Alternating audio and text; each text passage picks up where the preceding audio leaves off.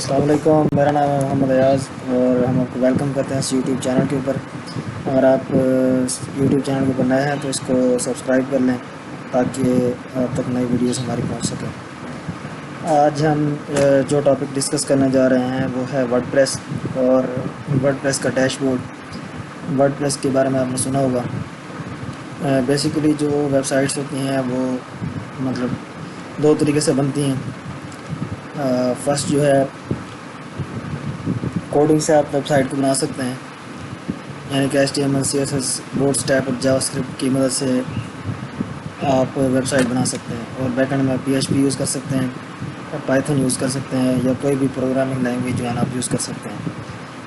तो उसके अलावा जो है ये जो हमारे पास है वर्डप्रेस है, ये फ्री ऑफ कॉस्ट है और ये CMS है, हमारा कंटेंट मैनेजमेंट सिस्टम है।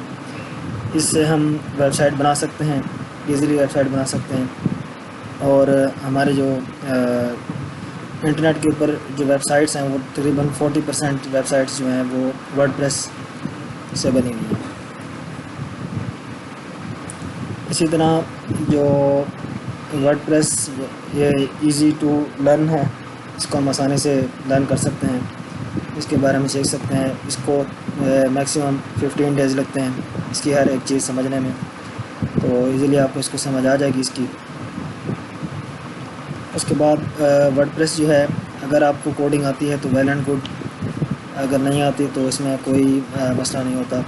तो मैं आपको यहाँ पे मैंने सर्च किया हुआ है wordpress.org और यहाँ पे डाउनलोड सेक्शन है, download and install itself yourself. ये विंडोज़ मैं यूज़ कर रहा हूँ क्योंकि मोस्टली यूज़र जो हैं वो विंडोज़ यूज़ करते हैं। यहाँ इसका लेटेस्ट वर्जन जो है वर्डप्रेस का वो 6.3.1 है। इसको आपने डाउनलोड कर लेना है अपने PC के अंदर। तो इसी के साथ आपने XAMPP भी डाउनलोड करना है। XAMPP जो होता है वो लोकल सर्वर होता है। अगर आपके पास डोमेन या होस्टिंग नहीं है तो आप XAMPP को यहाँ से आकर डाउनलोड कर लेना है। मैंने यहाँ पे डाउनलोड किया हुआ है तो मैं इसको यूज़ कर रहा हूँ साथ। उसके बाद जैसे इसको हमने यूज़ कर लिया तो इसका एक फ़ोल्डर क्रिएट हो जाता है वर्डप्रेस का। उसके अंदर XAMPP की जो है फाइल्स वो कॉपी कर देनी होती हैं। उसके बाद जो मेन हमारा ओवरव्यू है वो है वर्डप्रेस का डैशबोर्ड कि किस तरह से हमने काम करना है इसके ऊपर। और इसके अंदर आपने नाम सुना होगा थीम्स का, प्लगइन्स का, इन सब चीज़ों के बारे में हम डिस्कस करने वाले हैं। तो फर्स्ट ऑफ ऑल मैं आता हूँ डैशबोर्ड के ऊपर। ये होम है, ठीक है। यहाँ पे मैं इस पर पहले काम कर रहा हूँ तो यहाँ पे अपडेट्स आई हुई हैं, तकरीबन 13 अपडेट्स आई हैं। मैं इसको अपडेट कर लेता हूँ साथ ही सारी चीज़ों को। तो ये इसका होम का मेन सेक्शन है। उसके बाद पोस्ट का आ जाता है कि हमने जो भी अपने वेबसाइट के ऊपर पोस्ट करनी होती है तो नई से नई हम पोस्ट इसके ऊपर क्रिएट करके तो हम यहाँ से डायरेक्टली अपनी वेबसाइट पे पोस्ट कर सकते हैं। फ़िलहाल मैंने यहाँ पे लोकल जो है ना अपना XAMPP सर्वर को चलाया हुआ है, ठीक है। इसकी अपाची और SQL की सर्विसेज मैंने रन की हुई हैं और यहाँ से मैं आया हूँ, मैंने लोकल होस्ट किया और उसके बाद WP एडमिन पे गया मैंने वहाँ पर पासवर्ड सेट किया हुआ है, तो वहाँ से आप एक्सेस कर सकते हैं। मेन जो हमारा जो वो है जो आज की डिस्कशन है वो इस डैशबोर्ड के ऊपर है। तो मैं आपको बता रहा था पोस्ट जो है हम नई से नई पोस्ट जो है उसको क्रिएट कर सकते हैं। उसके बाद कैटेगरीज़ हैं। कैटेगरीज़ मतलब जिस कैटेगरी के अंदर हम पोस्ट को डालना चाहते हैं तो वो उन कैटेगरीज़ के अंदर आ जाता है। जैसे एशिया, यूरोप और दूसरे हमारे जो सब कॉन्टिनेंट्स हैं तो उसके अंदर जो है उनकी कैटेगरीज़ बनी होती हैं। उसके अंदर हम जो जिस कंट्री की न्यूज़ होगी हम उसी में पेश करेंगे, पोस्ट उसी कंट्री के अंदर जाएगी। तो इस कैटेगरी की एक मिसाल है। उसके बाद मीडिया के अंदर आ जाते हैं। मीडिया हम कोई भी अपलोड करना चाहते हैं, वीडियो, ऑडियो है, कोई भी चीज़ है हम उसको अपलोड करना चाहते हैं तो वो हम यहाँ से इजीली अपलोड कर सकते हैं। पेजेस होते हैं, जैसे कि वेबसाइट के ऊपर पेजेस होते हैं डिफरेंट किस्म के। अब यहाँ पे आप देख सकते हैं, यहाँ पे उन्होंने ये बनाए हुए हैं, ये इनके नैव बार बने हुए हैं। उसके बाद यहाँ इनकी पेजेस हैं। जैसे मैं इनके ऊपर क्लिक करता हूँ तो मैं रीडायरेक्ट होता हूँ लर्न वर्डप्रेस की पेज की तरफ। तो इसी तरह हम पेज भी इसके ऊपर बना सकते हैं। मैंने कुछ पेज बनाए हुए हैं, अबाउट अस का और बेस्ट न्यूज़ चैनल, इसी तरह से कॉन्टैक्ट अस का, सिंपल पेज वगैरह का। ये जो बेसिक जो है ना वो ये पेज बने हुए हैं, ठीक हो गया। उसके बाद कमेंट्स वगैरह भी कर सकते हैं।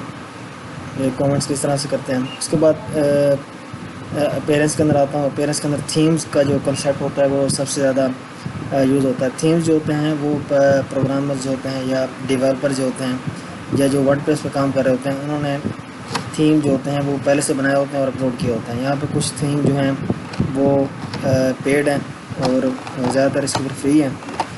तो जो मतलब बेस्ट जो रिस्पांस चाहते हैं अपनी वेबसाइट से, अपनी वेबसाइट को बेस्ट व्यू चाहते हैं, अपीयरेंस उसके अच्छी चाहते हैं, तो वो पेड जो है ना थीम्स लेते हैं।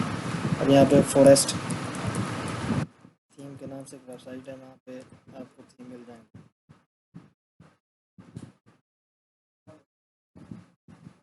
यहाँ वर्डप्रेस के थीम हैं, देखें ये वर्डप्रेस के सारे थीम यहाँ पे नज़र आ रहे हैं आपको। अदरवाइज हुआ तो ये लोड हो जाता है।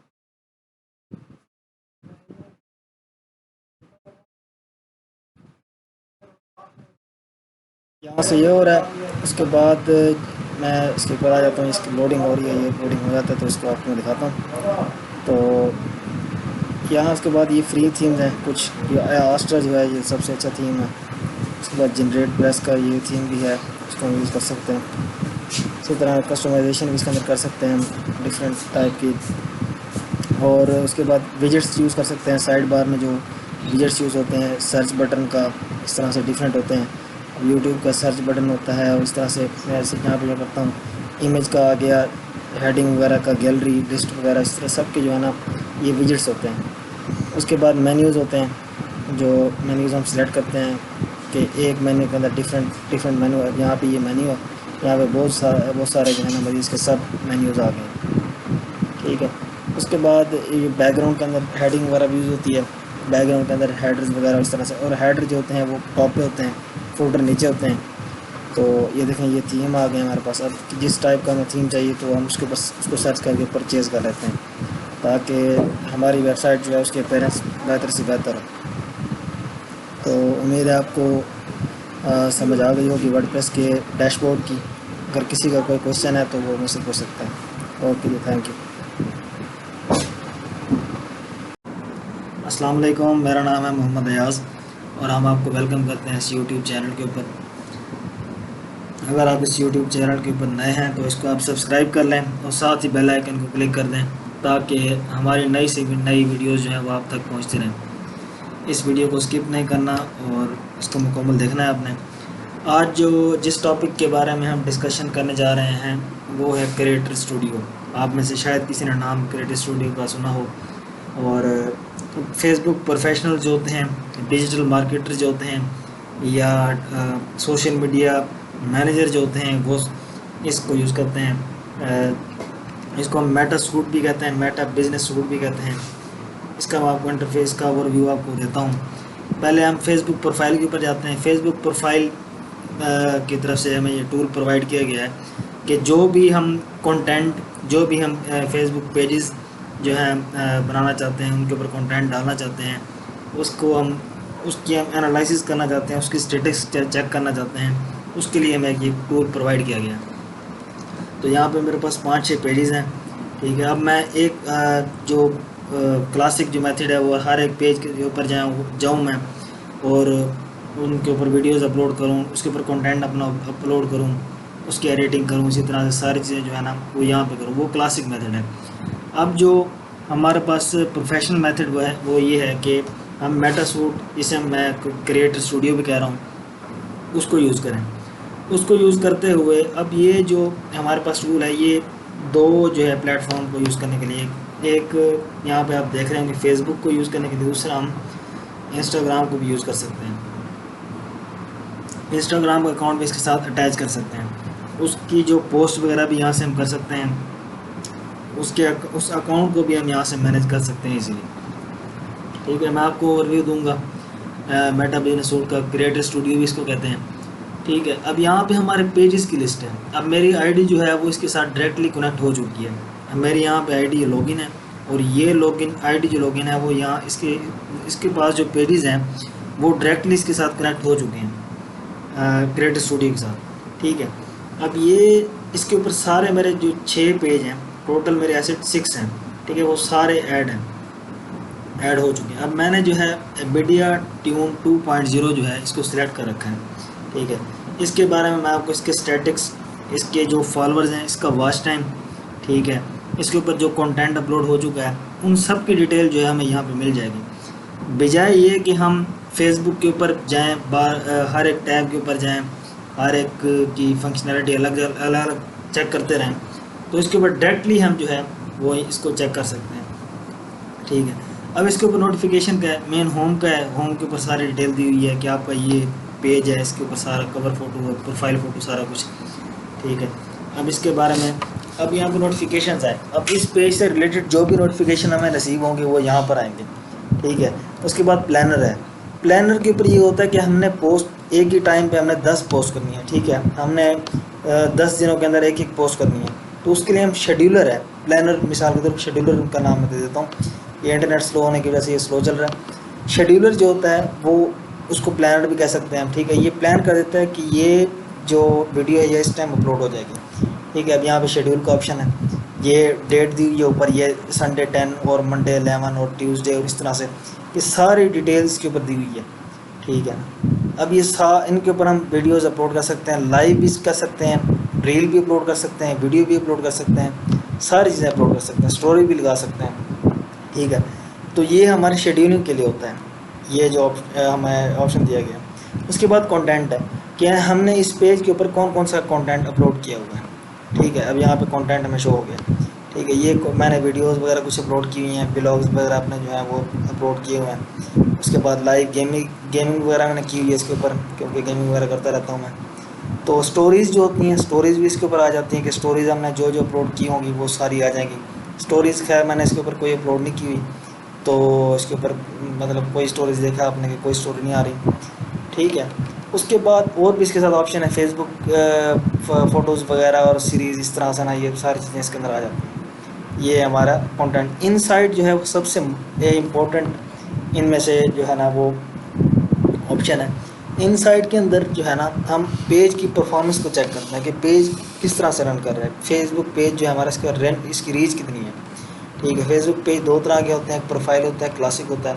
क्लासिक ओल्ड होता है, ओल्ड जैसे यानी कि उसके जो ऑप्शन वगैरह होते हैं या उसकी सेटिंग वगैरह होते हैं वो ओल्ड टाइप की होती है। ये प्रोफाइल पेज की मैं बात कर रहा हूँ, ये जो मैं यूज़ कर रहा हूँ ये प्रोफाइल पेज है। अब इसके ऊपर रीच बताई हुई है कि लास्ट जो है वीक की बता रहे हैं मेरे ख्याल में, ये डेली की है कि रोज़ाना क्या है। ये वहाँ 31 अगस्त से लेकर 12 तक, ये मेरे ख्याल में 10 दिन के बारे में बता रहा है कि अब इसमें 47 जो है ना पीपल ने इसको रीच किया हुआ है।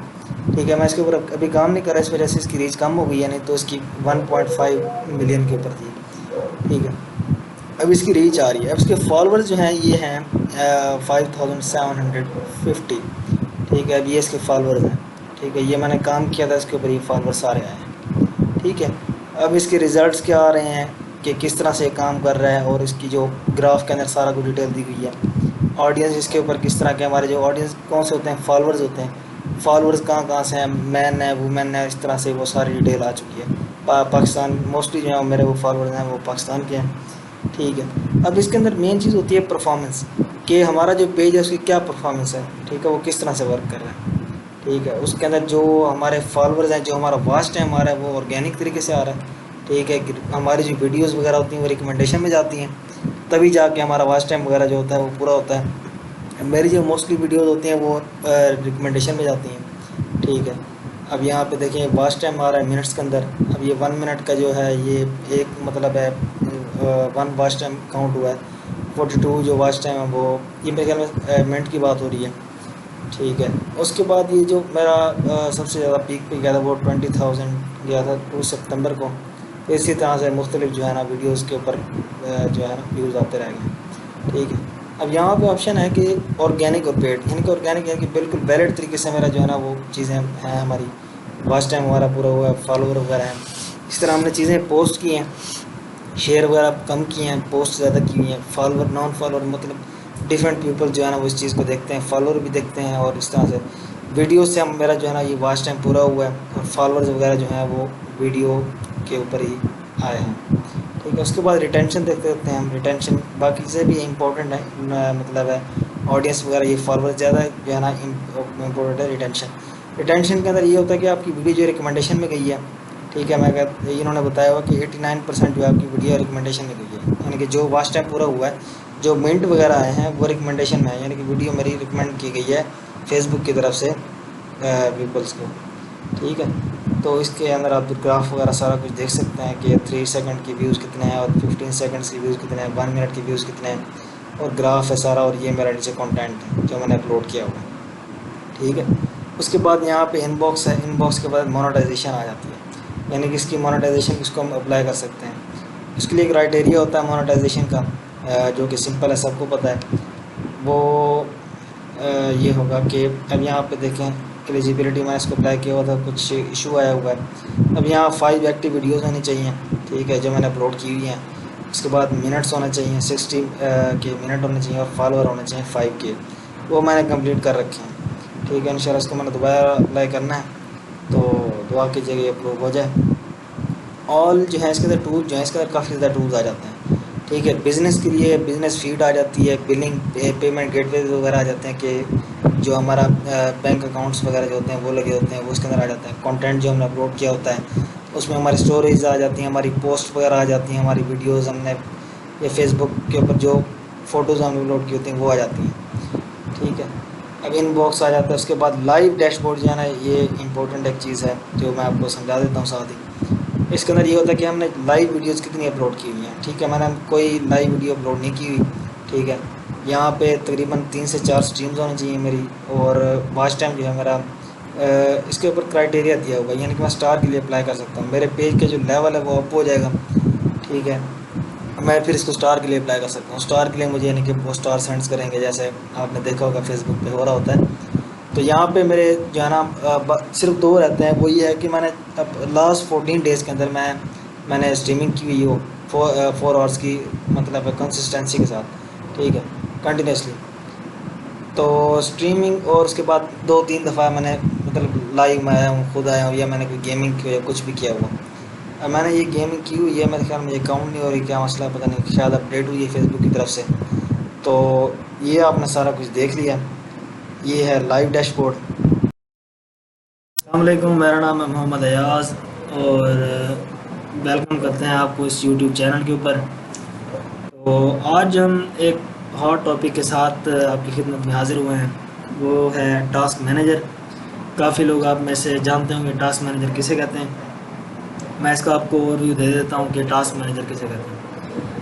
हम विंडोज़ की बात कर रहे हैं, विंडोज़ सिस्टम्स हम यूज़ कर रहे हैं। ठीक है, अब विंडोज़ सिस्टम के अंदर हम जो भी एप्लीकेशन रन करते हैं, जो भी हम मीडिया प्लेयर चलाते हैं, जो भी हम सॉफ्टवेयर वगैरह चलाते हैं, ठीक है, अब हमारी सिस्टम के हमें स्पेसिफिकेशंस मालूम है कि हम इतने हमारे सिस्टम के अंदर स्पेसिफिकेशंस हैं।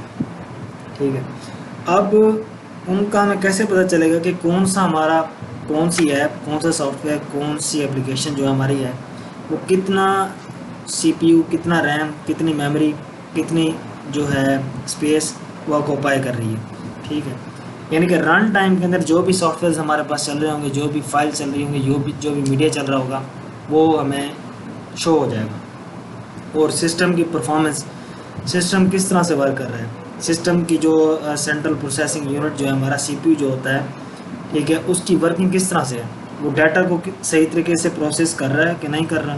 ठीक है, और किसी के साथ जो है ना सर्विसेज जो रन हो रही हैं वो सही हो रही हैं या नहीं हो रही, कौन सी सर्विसेज जो काफ़ी हमारे जो फंक्शंस होते हैं सिस्टम विंडोज़ के अंदर वो मतलब मोस्टली जो है वो स्टॉप हो जाते हैं किसी भी वजह से, तो उसको हमने किस तरह से दोबारा इनेबल करना है, उसको रनिंग के अंदर लाना है, तो वो उसके लिए होता है टास्क मैनेजर। तो चलिए चलते हैं प्रैक्टिकल की तरफ। यहाँ से मैं राइट क्लिक करूँगा और टास्क मैनेजर पे जाऊँगा। टास्क मैनेजर की स्क्रीन आपके पास यहाँ पे ओपन हो गई है। तो इसका इंटरफेस अच्छे से देख लें, इसके 4 जो हैं अपना 7 जो हैं इसके मेन टैब्स हैं। ठीक है, 7 मेन टैब्स हैं। अब इसके ऊपर में यहाँ पे आ रहा है कि ऐप्स, जहाँ पे जो रनिंग ऐप्स हैं वो ये हैं। हमने बैंडिगैम यूज़ किया हुआ है रिकॉर्डिंग के लिए। टास्क मैनेजर आपको मैं दिखाने के लिए ओपन किया हुआ है। विंडो एक्सप्लोरर, जिससे डॉक्यूमेंट या कोई भी फाइल जो है उसको हम ओपन कर लेते हैं, तो उसके लिए विंडो एक्सप्लोरर यूज़ होता है। अब यहाँ पे आप देख सकते हैं कि बैकग्राउंड प्रोसेसेस जो हैं ये 88, 89 ये डिफरेंट चल रहे हैं। यहाँ फ़िलहाल शो हो रहा है कि 88 बैकग्राउंड प्रोसेसेस इसके अंदर यूज़ हो रहे हैं। ठीक है, तो आपने ये देख लिया। अब ये आप देख सकते हैं कि प्रोसेसेस कौन कौन से हैं। यहाँ पे प्री डिफ़ॉल्ट ड्राइवर्स वगैरह जो होते हैं, ऑडियो वीडियो और ग्राफिक्स वगैरह के जो होते हैं, वो सारे बैकग्राउंड प्रोसेस के तौर पे यूज़ हो रहे होते हैं। इसी तरह हमने कुछ एप्लीकेशंस डाउनलोड कर रखी होती हैं, वो भी बैकग्राउंड के अंदर चल रही होती हैं। तो यहाँ पे आप सारी देख सकते हैं। माइक्रोसॉफ्ट एज है, इसकी तरह ब्राउज़र वगैरह होते हैं, काफ़ी चीज़ें जो है ना जहाँ पे चल रही हैं। ठीक हो गया, सॉरी। तो यहाँ पे आप देख सकते हैं ये सारी चीज़ें चल रही हैं, ये सारे चल रहे हैं। अब इन सब की जो है यूजेज क्या है, यूजेज मिसाल के तौर पे सीपीयू की यूजेज क्या है, इनकी मेमोरी की यूजेज क्या है, डिस्क की यूजेज क्या है, नेटवर्क की यूजेज क्या है, जीपीयू की यूजेज क्या है, ग्राफिकल प्रोसेसिंग यूनिट जो होता है, ग्राफिक्स को बेहतर करने के लिए जीपीयू यूज़ किया जाता है। ठीक है, अब इनके ऊपर देखते हैं हम कि सीपीयू, अब मिसाल के तौर पे बैंडी कैम जो है वो कितने % सीपीयू को यूज़ कर रहा है, वो 3.47, ये डिफरेंट इसकी वैल्यू चल रही है। ये सीपीयू की यूजेज ये कर रहा है, इतनी है कि ये सीपीयू को यूज़ कर रहा है, इसकी जो प्रोसेसिंग पावर जो है वो सीपीयू से इतनी ले रहा है वो। मेमोरी इसके बाद आ जाते हैं। मेमोरी जो है वो 95.9 MB यूज़ हो रही है। अब इसकी टोटल जो रैम है वो 8 GB रैम है, तो उसमें से कुछ हिस्सा जो है वो ये यूज़ कर रही है। हार्ड डिस्क अब इन सब प्रोसेसेस के लिए जो है ना वो 6 to 7% यूज़ हो रही है। इसकी वैल्यू डिफरेंट हो रही है, चेंज हो रही है। ये हमारे बैकग्राउंड प्रोसेसेस के मुताबिक है कि वो किस तरह से इसको यूज़ कर रहे हैं। नेटवर्क, जैसे हम इंटरनेट से, अब हम इंटरनेट से कनेक्ट नहीं हैं, जैसे हम इंटरनेट से कनेक्ट होते हैं, ये मैं यहाँ से राइट क्लिक करता हूँ, ये वाईफाई जो है ना ये कनेक्ट हो जाएगा यहाँ पे ऑटोमेटिकली। ये मैंने पासवर्ड वगैरह लगाया हुआ है, ये कनेक्ट हो जाता है। जैसे ये कनेक्ट आएगा उसी के साथ यहाँ पे इसकी वैल्यू आना शुरू हो जाएगी कि किस तरह से ये नेटवर्क यूज़ हो रहा है, नेटवर्क की क्या स्पीड आ रही है, वो सारी चीज़ें जो है ना यहाँ पे शो होना शुरू हो जाएंगे हमें। ठीक है, उसके बाद जीपीयू यूज़ हो रहा है, ये 11% की वैल्यू डिफरेंट हो रही है यूज़। ठीक है, अब उसके बाद हमारा सिस्टम के अंदर क्या परफॉर्मेंस चल रही है हमारे सिस्टम की, कि सिस्टम हमारा किस तरह से परफॉर्म कर रहा है, किस तरह से जो डाटा हमारा बिट्स के अंदर स्टोर है उनको किस तरह से हमारी जो फाइल्स है, जो भी हम कमांड दे रहे हैं उसको प्रोसेसिंग किस तरह से कर रहे हैं, उसकी प्रोसेसिंग किस तरह से हो रही है, वो सीपीयू का काम होता है। ठीक है, अब यहाँ पे बैकग्राउंड प्रोसेसेस के ऊपर होता है कि कितने बैकग्राउंड प्रोसेसेस चल रहे हैं, कितने हम सॉफ्टवेयर हमने चलाए हैं, कितने हमने फाइल्स रन की हुई हैं, कितने हमारे मीडिया प्लेयर चल रहे हैं, उसी के मुताबिक सीपीयू की यूटिलाइजेशन होती है। यहाँ पर यूटिलाइजेशन आ रही है 90% और इसकी वैल्यू चेंज हो रही है 12। यहाँ आपको ग्राफ नज़र आ रहा है, इस ग्राफ के अंदर बताया गया है कि सीपीयू की यूजेज कितनी है। उसके बाद यहाँ पे मेमोरी आ रही है, मेमोरी का भी साथ हम ग्राफ अक्सर शो होता है या कभी नहीं होता, इसकी वैल्यू आ रही है कि यहाँ पे इसका कितना यूज़ है, कितना यूज़ नहीं है। तो मेमोरी यहाँ पर 4.1 जो है जीबी यूज़ हो रही है, यानी कि 53% मेमोरी यूज़ हो रही है। उसके बाद एचडीडी हार्ड डिस्क होती है, एसएसडी होती है, हमारे पास हार्ड डिस्क लगी हुई है, तो हार्ड डिस्क के बारे में बताया हुआ है। यहाँ पे वाईफाई की स्पीड आ रही है। ठीक है, वाईफाई की क्या स्पीड आ रही है, ये केबीज़ के अंदर स्पीड आ रही है, तो इसकी सारी चीज़ों की इसके अंदर डिटेल आ रही है। उसके बाद जीपीयू है हमारे पास। जीपीयू का मैंने आपको बताया कि ग्राफिक्स, कोई भी हम वीडियो चलाते हैं, कोई भी हम कोई पिक्चर वगैरह देखते हैं हाई रेजोल्यूशन वाली या वीडियो देखते हैं, तो उसके अंदर जीपीयू का यूजेज होता है। तो उसके बाद हम आ जाते हैं ऐप हिस्ट्री, यानी कि जो विंडोज़ के साथ इंस्टॉल जो ऐप होते हैं वो ऐप हिस्ट्री के अंदर होते हैं, वो जैसे कैलकुलेटर, कैमरा, ब्लॉक वगैरह, और इस तरह से ये सारी चीज़ें होती हैं। स्टार्टअप, यानी कि जैसे हम सिस्टम को स्टार्ट करते हैं, स्टार्ट करते ही हमारे विंडो का हमारा डेस्कटॉप शो होता है, तो विंडो के डेस्कटॉप शो होने के साथ ही उसके बैकग्राउंड के प्रोसेसेस कौन से चल रहे होते हैं। अब इसके अंदर कुछ जो है ना ड्राइवर चल रहे हैं। अब ये साउंड का ऑडियो ड्राइवर चल रहा है, ये इनेबल्ड है। ठीक है, उसके बाद ये इंटेल का ग्राफिक्स का जो है ड्राइवर जो है वो चल रहा है। इसी तरह ऑडियो मैनेजर भी चल रहा है, माइक्रोसॉफ्ट ऑफिस भी चल रहा है। इसी तरह सारी चीज़ें चल रही हैं जो स्टार्टअप के अंदर यूज़ होती हैं। यहाँ पे यूज़र बताया हुआ है कि कितना यूज़र, अब एक सिस्टम के ऊपर काफ़ी ज़्यादा यूज़र हो सकते हैं, 5 हो सकते हैं, 10 हो सकते हैं। मैंने सिर्फ एक यूज़र बनाया हुआ है, वो है मोहम्मद अयाज, मेरे अपने नाम से बना हुआ है। ठीक है, अब यहाँ पे डिटेल्ड है हर एक प्रोसेस की, हर एक जो प्रोसेस चल रहा है उसकी सारी डिटेल है, जो फाइल चल रही है, जो सॉफ्टवेयर चल रहा है, जो वीडियो चल रही है, जो भी सिस्टम चल रहा है, उस सारी चीज़ की डिटेल है। उसी के साथ यहाँ पर PID लिखा हुआ है। PID का मतलब होता है प्रोसेस आईडी। प्रोसेस आईडी हर एक प्रोसेस की डिफरेंट है, ठीक है। अब यहाँ पे स्टेटस लिखा हुआ है कि ये रनिंग के अंदर है, ये रन हो गई, ये चीज़ें चल रही हैं सारी, ठीक है। ये बैकग्राउंड के अंदर सारी चीज़ें चल रही हैं, मैं आपको दिखा रहा हूँ, ठीक है। ये आप देख रहे हैं कि ये सारी चीज़ें चल रही हैं। अब इसका यूज़र नेम कौन सा है, इसको यूज़ कौन कर रहा है, अब मैंने लिखा हुआ है यहाँ पे अब इसको सिस्टम यूज़ कर रहा है, क्योंकि EXE फाइल है, ये विंडोज़ की फ़ाइल है, ठीक है। EXE फाइल दूसरी भी होती हैं, ठीक है, जैसे बैंडिगम, ये भी EXE फाइल है, जो एग्जीक्यूटेबल फाइल्स हैं, ये सिस्टम उसको इनको रन करता है, ठीक है। अब यहाँ पे देखें कि अब बैंडिगम जो है ये मैंने चलाया हुआ है, मोहम्मद अयाज ने चलाया हुआ है, ठीक है।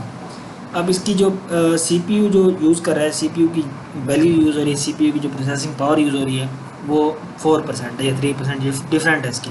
मेमोरी की वैल्यू भी यूज़ हो रही है साथ। और इसी तरह ये डिसेबल है, एबल है, या मतलब है इसका स्टेटस क्या है, वर्चुअलाइजेशन इसके ऊपर क्या है, इनेबल है, डिसेबल है, किस तरह से है, ठीक है। इसको हम प्रोसेस को रोक भी सकते हैं।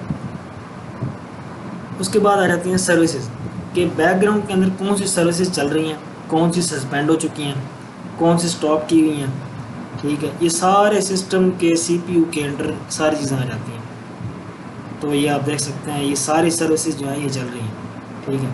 अक्सर कभी कभार जो है सिस्टम हमारा जो है ना, CPU जो है वो इन सर्विसेज को बंद कर देता है। किसी भी यूटिलिटी को हम यूज़ कर रहे होते हैं, मिसाल के तौर पे कैमरे की यूटिलिटी जो होती है, उसका बैकग्राउंड जो सर्विसेज होती है, उसकी PID को ये ब्लॉक कर देता है, स्टॉप कर देता है। जैसे ही इसको स्टॉप करता है, हमारा कैमरा जो है वो चलना बंद हो जाता है। तो यहाँ से हम आके उसको दोबारा जो है ना, हम इसको रनिंग के अंदर ला सकते हैं, ठीक है। उम्मीद है आपको टास्क मैनेजर के बारे में अच्छे से समझ आ गई होगी। तो मिलते हैं अगली वीडियो में किसी नए टॉपिक के साथ। अस्सलाम वालेकुम, मेरा नाम है मोहम्मद अयाज़ और हम वेलकम करते हैं आपको इस यूट्यूब चैनल के ऊपर। अगर आप इस यूट्यूब चैनल के ऊपर नए हैं तो आप इसको सब्सक्राइब कर लें और साथ ही बेल आइकन को क्लिक कर दें, ताकि आप तक हमारी नई वीडियोज़ जो है आप तक पहुंचती रहें। तो दोस्तों, मैं आपकी खिदमत में आज हाज़िर हूँ एक नई वीडियोज़ के साथ और एक नए टॉपिक के साथ। दोस्तों, आपने कुकीज़ का नाम सुना होगा, इंटरनेट कुकीज़ के बारे में। तो पढ़ते दौरान या किसी भी सिलसिला में कुकीज़ का नाम आपके सामने आया होगा, आपने इसका नाम सुना होगा। तो चलें आज हम डिस्कस करते हैं कुकीज़ के बारे में। कुकीज़ किसे कहते हैं, कुकीज़ हमारे लिए अच्छी हैं या हमारे लिए नुकसानदेह हो सकती हैं, किस तरह से हैं, इन सारी चीज़ों के बारे में हम डिस्कस करते हैं। चलें हम चलते हैं, हम किसी भी ब्राउज़र को ओपन कर लेते हैं। मेरे पास एज ब्राउज़र भी है, मैं क्रोम ब्राउज़र यूज़ करता हूँ ज़्यादातर। तो क्रोम ब्राउज़र मैंने ओपन कर लिया है। क्रोम ब्राउज़र के ऊपर हम कुछ भी सर्च कर सकते हैं। मिसाल के तौर पे मैं अमेज़ॉन सर्च करता हूँ, इसी तरह अमेज़ॉन की वेबसाइट मैंने खोल ली है। मैं आपको स्टार्ट से लेके जा रहा हूँ कुकीज़ के बारे में। कुकीज़ बेसिकली जो होती हैं हमारी हम जिन वेबसाइट्स को हम विज़िट करते हैं उन सब का एक रिकॉर्ड होता है जो हमारे ब्राउज़र के अंदर सेव होता है, ठीक है। अब हम किसी वेबसाइट को, मिसाल के तौर पे हम अमेज़ॉन को यूज़ कर रहे हैं, अमेज़ॉन को ओपन कर रहे हैं। कुकीज़ जो होती हैं वो हमारी सेटिंग्स के अंदर हम जाते हैं, सेटिंग के अंदर जाके हम सेटिंग के अंदर हम जाते हैं। तो सेटिंग के अंदर जाके हम कुकीज़ सर्च कर लेते हैं। कुकीज़ थर्ड पार्टी कुकीज़, इसके ऊपर मैं जाता हूँ। तो यह कुकीज़ के बारे में आपको मैं समझा रहा था कि कुकीज़ जो होती हैं, जब हम किसी भी वेबसाइट पे जाते हैं तो उसके ऊपर हम जैसे हम जाते हैं, हमने जो भी काम करना है, मिसाल के तौर पे हमने कोई टिकट बुक करानी है किसी वेबसाइट पे, या हमने अमेज़ॉन से अब जैसे मैंने अमेज़ॉन खोला हुआ है, यहाँ से हमने कोई भी चीज़ बाय करनी है, हमने अकाउंट लॉगिन किया है, ठीक है। इसी तरह जो है हम किन चीज़ों के अंदर इंटरेस्ट रखते हैं, कौन सी चीज़ें हम ज़्यादा देखना पसंद करते हैं, किस चीज़ पे हमने ज़्यादा टाइम स्पेंड किया उसको देखने में, ठीक है। और हमने कौन सी चीज़ें बाय की, या किन चीज़ों को मतलब हमने लाइक किया, वो सारी जो है ना वो कुकीज़ होती हैं। अब वो कुकीज़ जो होती हैं वो ब्राउज़र जो है वो इनेबल करता है इन वेबसाइट्स के लिए, ठीक है। इन वेबसाइट्स को कहते right now. You should हैं, also इनको यूज़ कर follow this सकते channel. This हैं is in the cookies Geeks को। channel. Like if you want to मतलब वो look जो at what कुकीज़ our होती deals हैं are on any वो given day on हमारे ब्राउज़र के Amazon, अंदर आके सेव हो follow जाते this हैं, channel anytime ठीक we've है। got a new stream going on, अब anytime ये we've जो got new कुकीज़ होती deals, हैं, अब you जैसे ही will हम know about it इनका first. ये फ़ायदा And होता है कि जैसे हम दोबारा अमेज़ॉन के ऊपर आएंगे या दोबारा हम किसी भी साइट पे आएंगे, मैं एग्जांपल के तौर पे अमेज़ॉन को लेके आ रहा हूँ कि हम किसी भी वेबसाइट पे दोबारा आते हैं तो वो हमारे लिए रिकमेंडेशन में वही चीज़ें लेके आता है जो हमें पसंद होती हैं। मिसाल के तौर पे हमें आइटम्स पसंद हैं इलेक्ट्रॉनिक से रिलेटेड, तो ये जो हमारा सिस्टम है ये इलेक्ट्रॉनिक से रिलेटेड, ये जो हमारा अपना वेबसाइट होगी अमेज़ॉन की, तो इसके अंदर जो कुकीज़ होंगी वो लोड हो जाएंगी। जो भी हमें चीज़ें पसंद होंगी, जो भी मतलब है जिनमें हमें इंटरेस्ट होगा, वो चीज़ें रिकमेंडेशन में आ जाएंगी, ठीक है। तो हमारा जो अकाउंट होगा वो खुद ब खुद लॉगिन हो जाएगा, चाहे हम ब्राउज़र को क्लोज़ कर दें उसमें कोई इशू नहीं होता। तो इस तरह से जो ये जो कुकीज़ होती हैं ये हमारे लिए फ़ायदेमंद होती हैं, क्योंकि इनकी लॉग्स फाइल जो होती हैं, इनका जो रिकॉर्ड होता है वो सेव हो जाता है हमारे ब्राउज़र के अंदर। जैसे हम दोबारा उस वेबसाइट को दोबारा विज़िट करते हैं या चलाते हैं तो वो रिकमेंडेशन हमें शो कराना शुरू कर देती है। इससे ये होता है कि हमारा टाइम बच जाता है, हमने जो चीज़ परचेज़ करनी होती है, लेनी होती है या कोई भी काम करना होता है वो ईज़िली हम कर सकते हैं। हमारे लिए एक इन्वायरमेंट क्रिएट कर देती हैं कुकीज़ जो होती हैं वो, ताकि हम काम इजीली कर सकें और जल्दी कर सकें, ठीक है।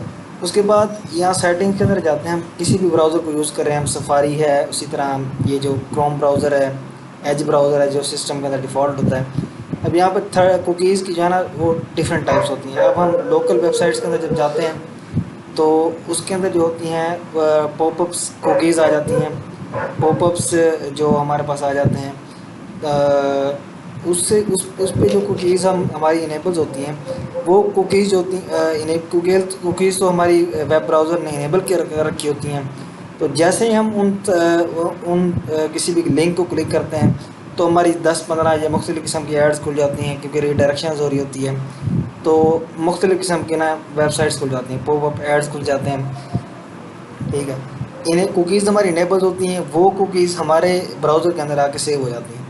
और जैसे ही हमारे ब्राउज़र के अंदर आके सेव होती हैं, अब जैसे मैं आपको दिखाता हूँ कि हमने अभी मैंने नेटफ्लिक्स को विज़िट किया, ठीक है। थर्ड पार्टी कुकीज़, अब मैं see all data and permissions मैं देखता हूँ, मैंने यहाँ पे जो ओपन की हुई हैं वो चीज़ें कुछ ही इस तरह की ये चीज़ें हैं, ठीक है। ये कुकीज़ हैं सारी, ठीक है। ये मैंने इन साइट्स को विज़िट किया, इनकी अब कुकीज़ जो है ये सेव हैं। गूगल की 7 कुकीज़ सेव हैं, यूट्यूब की 3 है, अमेज़ॉन की 9 है, इसी तरह नेटफ्लिक्स की 6 है। मैंने इन सारी चीज़ों को यूज़ किया हुआ है, ठीक है। इन सब की जो कुकीज़ हैं ये हमारे पास आके सेव हो गई हैं। इसी तरह मैं अगर फेसबुक यूज़ करता हूँ या मैं इसी तरह से फेसबुक यूज़ करता हूँ या मैं अमेज़ॉन यूज़ करता हूँ, कोई ऐड टू कार्ट करता हूँ, कोई भी बैंक की डिटेल डालता हूँ, ठीक है। थर्ड पार्टीज़ कुकीज़ जो होती हैं, जो पॉपअप यानी कुकीज़ जो होती हैं, पॉपअप जो हमें शोज़ होते हैं, हम उन पर क्लिक कर देते हैं किसी गलती से या खुद क्लिक कर देते हैं, तो उससे जो होता है जो वो कुकीज़ उनकी जो कुकीज़ होते हैं वो हमारे ब्राउज़र के अंदर सेव हो जाती हैं। इससे ये होता है कि हमारा जो डाटा होता है कॉन्फिडेंशियल डाटा होता है, यानी कि हमारा हम कोई अब हम अमेज़ॉन के अंदर हमने कोई चीज़ परचेज़ करनी है तो हम उसके साथ ऐड टू कार्ट के लिए अपना बैंक अकाउंट की डिटेल जो है वो यहाँ पे सबमिट करेंगे। इसी तरह हमारी जो सारे पासवर्ड वगैरह वो यहाँ सेव तो नहीं होते, लेकिन उनकी कुकीज़ तो होती है ना। अब हमने फेसबुक मिसाल के तौर पे मैं यूज़ करता हूँ फेसबुक जो है फेसबुक मैं यूज़ करता हूँ फेसबुक के लिए मैं यहाँ पे जैसे जाता हूँ, यहाँ पे मैंने जाके लॉगिन के लिए क्रेडेंशियल्स अपने डालने हैं, यानी कि अब अपना जो है सारी डिटेल अपनी डालनी होती है। तो इस तरह से हमारी जो फाइल्स हैं वो उनके लीक होने का, उनके मतलब है उनकी कॉन्फिडेंशियलिटी लीक होने की चांसेस ज़्यादा होते हैं। कॉन्फिडेंशियलिटी जो होती है वो लूज़ हो जाती है, यानी कि हमारा जो डाटा जो होती है डाटा ब्रीच हो जाता है हमारा। तो जो वो होती हैं वो हमारे लिए हार्मफुल हो सकती हैं, इसलिए मैंने थर्ड पार्टीज़ कुकीज़ जो होती हैं उनको ब्लॉक किया हुआ है। तो यहाँ आपने देखा होगा कि block third party cookies incognito mode, या मैं इनको बिल्कुल ही ब्लॉक कर सकता हूँ। ब्लॉक थर्ड पार्टी कुकीज़ मैं करता हूँ, इनको बिल्कुल ही ब्लॉक कर देगा। यानी कि जो भी थर्ड पार्टीज कुकीज़ होती हैं वो कुकीज़ होंगी वो ब्लॉक होंगी। इस तरह से ये होगा कि हम जो है ना वो जो फेक जो होती हैं वेबसाइट्स वगैरह जो उनसे बच सकते हैं।